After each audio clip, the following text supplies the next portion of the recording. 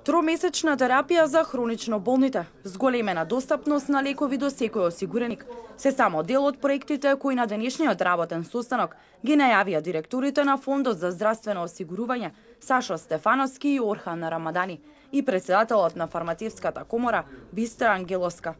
Целта на работниот состанок е да се подобрат и унапредат условите на здравствената заштита на сите осигуреници.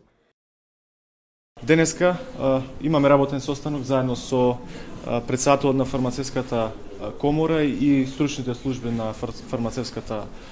комора и дел од нивните членки, каде што ние како Фонд за здравствено осигурување ќе ги отвориме сите оние проекти кои што планираме да ги реализираме во 2017 година, а кои што се од фармацевската дејност. Нашата политика е да бидеме транспарентни и да бидеме координирани и синхронизирани со сите еснавски здруженија и со сите оние кои што може да ни помогнат во реализација на одредени наши замисли и проекти, а секако и во тие наши проекти да бидат вклучени сите релевантни стручни лица. И уште еден нов проект што е предвидено во текот на 2017, разговаравме со председателката на фармацевската комора. Тоа се однесува на болничко лекување во домашни услови, односно кога пациентот веќе е пуштен дома, како лекови, пример како Клексан, кои во текот на 2015 година само за тој лек со рефундација, значи се исплатени околу 10 милиони денари. Сега сметаме дека ќе можеме да најдеме модус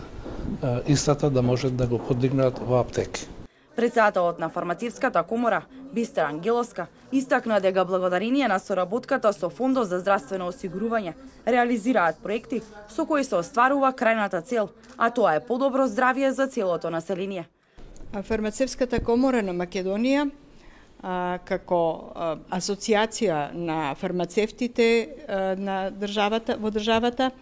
постојано соработува со институциите на системот во интерес пред се на пациентите, заради тоа што целта на постоењето на нашата професија е иста со целите кои што сака да ги постигнат фармацевските политики, а тоа е обезбедување на квалитетни, достапни и ефикасни лекови за целото население. Од страна на Фондот за здравствено осигурување истакнаа дека буџетот предвиден за 2017 година за лекови на рецепт е приближно 3 милиарди денари, кој е дистрибуиран до 774 аптеки со кои фондот има склучено договор.